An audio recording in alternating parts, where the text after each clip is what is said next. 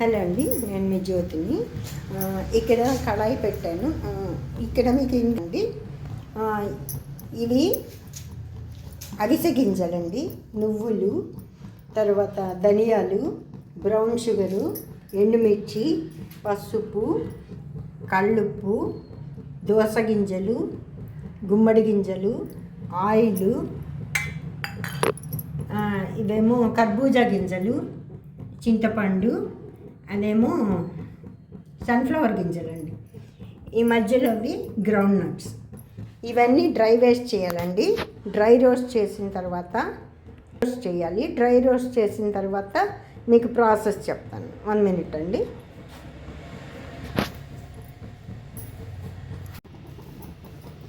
అది వేగనండి, వేగల తలుపులు వేస్తే శబ్దాలు.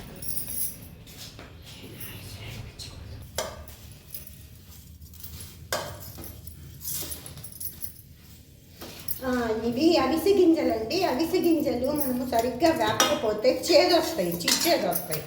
అందుకని అవిసె గింజలు మనము కరెక్ట్గా ప్రాపర్గా వేగేటట్టు చూసుకోవాలి. మాడకుండా మీడియంలో పెట్టుకోవాలి. మీడియంలో పెట్టుకొని వేయించుకోవాలన్నమాట.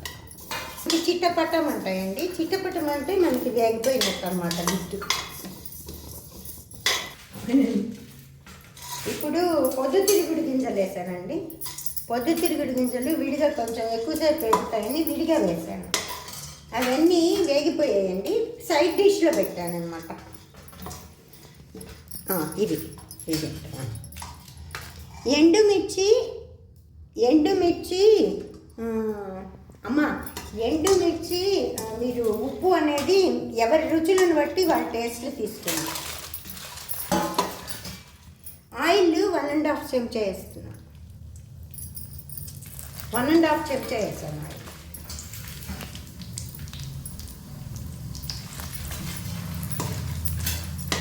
సాల్ట్ ఇది వేసాను. సాల్ట్ కొంచెం వేసాను, ఎక్కువ వేసాను. కళ్ళుప్పు వేసానండి. కొంచెం పసుపు వేసానండి. పసుపు వేసాను.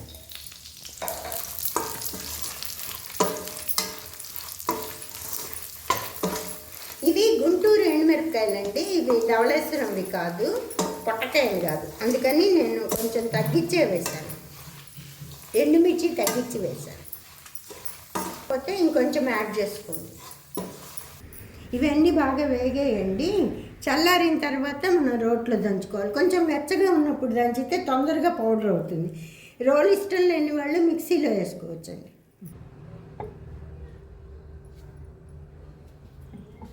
వేసుకోనా?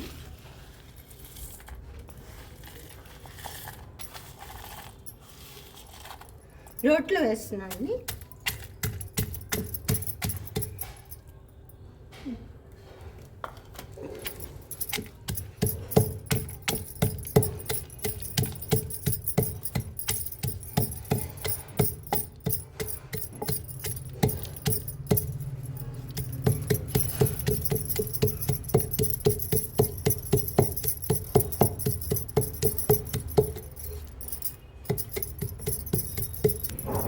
ఇట్లా దంచుకోవాలండి. ఇట్లా బాగా దంచుకుంటే వక్కలు ముక్కల్లాగా వస్తుంది. అట్లా పొడి పొడిగా కొంచెం నోటికి తగులుతుంటేనే మనకు ఆ టేస్ట్ ఎన్హాన్స్ అవుతుంది. మనం దీనిలో లేదండి కొంచెం నెయ్యి వాడుకునే వాళ్ళు నెయ్యి వేసుకొని తింటే చాలా సూపర్గా ఉంటుంది. ఇది టిఫిన్లలోకి, అన్నంలోకి అన్నిటికీ బాగుంటుంది. మీరు వాడుకుంటారనుకుంటా. పొడి అవుతుందండి. ఈ పొడి మీరు అన్నిట్లో వేసుకోవచ్చు. మీరు అనుకుంటాను. ఇది ఇలా చేసుకొని నెయ్యి వాడుకునే వాళ్ళు నెయ్యి వేసుకొని తింటే సూపర్గా ఉంటుందండి.